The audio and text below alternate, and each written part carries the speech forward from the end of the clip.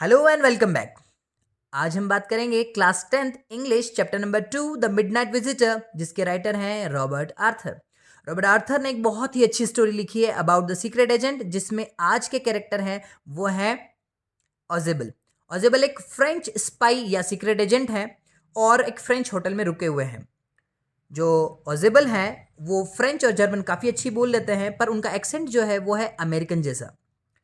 और दूसरी तरफ हैं फॉलर, जो एक राइटर हैं और इस बार सीक्रेट एजेंट पे एक बुक लिखने वाले हैं, इसलिए वो सीक्रेट एजेंट की लाइफ को एक्सपीरियंस करना चाहते हैं, उनके एडवेंचर्स को एक्सपीरियंस करना चाहते हैं और ऑजेबल से मिलने के लिए फ्रेंच होटल में आते हैं। जैसे ही वो ऑजेबल से मिलते हैं तो वो देख के शॉक हो जाते हैं, क्योंकि उन्होंने सीक्रेट एजेंट का मतलब सोचा होता है जेम्स बॉन्ड 007, काफ़ी एक्टिव, लंबी चौड़ी पर्सनालिटी वाले लोग और हाथ में पिस्टल, एक ब्लैक कलर का सूट और अच्छी सी हैट। पर ऐसा कुछ भी ऑजेबल के अंदर नहीं है। ऑजेबल काफ़ी मोटे और काफ़ी नाटे कद के हैं। साथ ही साथ उनके कपड़े देख के बिल्कुल भी नहीं लगता कि वो एक सीक्रेट एजेंट है। पर अब जब मिलने के बाद दोनों रूम की तरफ चलने लगते हैं, वो होटल के रिसेप्शन एरिया से अपने रूम की तरफ जा रहे हैं और रास्ते में बात करते हैं कि उनके पास कुछ सीक्रेट पेपर्स हैं जो रिलेटेड टू मिसाइल्स हैं और जो हिस्ट्री क्रिएट कर सकते हैं। इन पेपर्स के बारे में डिस्कशन चल रहा होता है और सडनली वो अपने रूम का गेट खोलते हैं और खोलने के बाद जैसे ही लाइट ऑन करते हैं तो देखते हैं सामने की तरफ एक पर्सन बंदूक, ऑटोमेटिक पिस्टल लिए खड़ा है और उनके ऊपर तान के खड़ा हो जाता है। फॉलर ये देख के शॉक हो जाता है और ये उसके दिन का पहला एडवेंचर होता है। तभी ऑजेबल कहता है कि मैंने होटल के मैनेजर को कितनी बार कहा है कि ये जो बालकनी है उसे बंद कर दिया जाए। क्यों? क्योंकि बार बार यहाँ से कोई ना कोई पर्सन अंदर आ जाता है। पिछली बार भी यहाँ पे एक पर्सन अंदर आ गया था और मैंने तब भी इनसे यही कहा था कि इस बालकनी को बंद करवा दिया जाए, पर ये मैनेजमेंट वाले मेरी सुनते ही कहाँ हैं। ये बात करते हुए वो फॉलो की तरफ देखता है और मैक्स जो है वो फॉलो की तरफ देखते हुए कहता है कि जो पेपर्स तुम्हारे पास है वो मुझे दे दो, वो इंपॉर्टेंट मिसाइल के पेपर्स तुम्हारे पास है वो तुम मुझे दे दो और मैं यहाँ से चला जाऊँगा, मैं तुम्हें कोई हार्म नहीं करने वाला। पर वो कहता है कि वो पेपर तो मुझे पास है ही नहीं। क्यों? क्योंकि वो मीटिंग तो अभी होनी बाकी है। ये बातें जब चल ही रही होती हैं तभी वो उसे कहता है कि मैं तो इस जगह से आया ही नहीं, मतलब मैं बालकनी से आया ही नहीं, मैं तो मास्टर की से अंदर आया हूँ। तब जो ऑजेबल है वो कहता है कि अगर तुम यहाँ से नहीं और बालकनी से आए होते तो तुम्हें शायद और आसानी होती, वहाँ से आने का तरीका और भी आसान है। ये बातें जब चल ही रही होती है तभी डोर जो होता है उस पे नॉक होता है और वो उसे कहता है कि मुझे लगता है बाहर पुलिस है। क्यों? क्योंकि मुझे पता था एक्स्ट्रा प्रोटेक्शन की ज़रूरत पड़ेगी इन मिसाइल के पेपर्स के लिए, तो मैंने पहले ही पुलिस को इन्फॉर्म कर दिया था।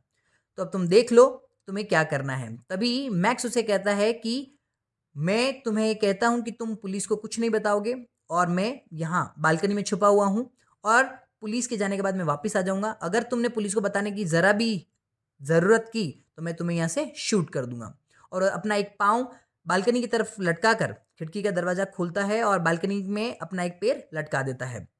तभी जो नॉक है वो और तेज हो जाती है और वो उसे कहता है कि कुछ मत बताना, मैं यहाँ से बालकनी में ही हूँ, अगर तुमने कुछ बताया, अगर एक्स्ट्रा होशियारी दिखाई तो मैं तुम्हें यहाँ से शूट कर दूंगा। और वो अपने दोनों पाँव उधर करके बालकनी में कूद जाता है और एक जोर से आवाज़ आती है किसी के गिरने की और चीखने की।